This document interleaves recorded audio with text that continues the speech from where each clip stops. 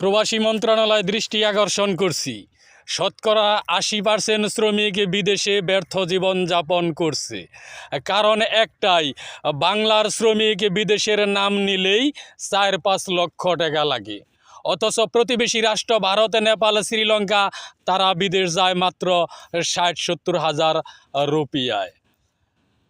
আমরা কি ভারত, নেপাল, শ্রীলঙ্কার চাইতেও অদম? না, আমরা অদম নই। ১৮ কোটি মানুষ, ৩৬ কোটি হাত, প্রত্যেকটা হাতই দেশ বিদেশে কোনো না কোনো কাজ করে। অথচ আমার সোনার বাংলায় অভাব। কেন অভাব?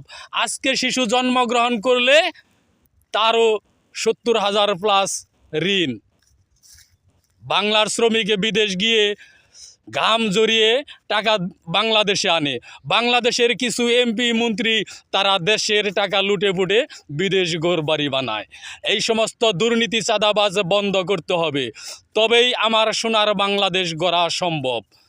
বাংলাদেশের প্রত্যেকটা জিনিসই সম্পদ, কৃষি সম্পদ, মাছ সম্পদ, গাছ সম্পদ, পানি সম্পদ।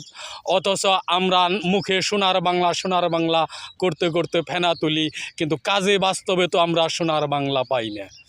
ভারত, নেপাল আমার প্রতিবেশী রাষ্ট্র, তারা যদি পারে আমরা কেন পারি না? আমরা কি ভারত, নেপাল, শ্রীলঙ্কার চাইতেও অদম? প্রবাসী মন্ত্রণালয় দৃষ্টি আকর্ষণ করে বলছি, ৫৪ বছরের ইতিহাসে বহুত কিছু হয়ে গেছে, বহুত কিছু দেখেছি। দুর্নীতিতে বারবার চ্যাম্পিয়ন বাংলাদেশ।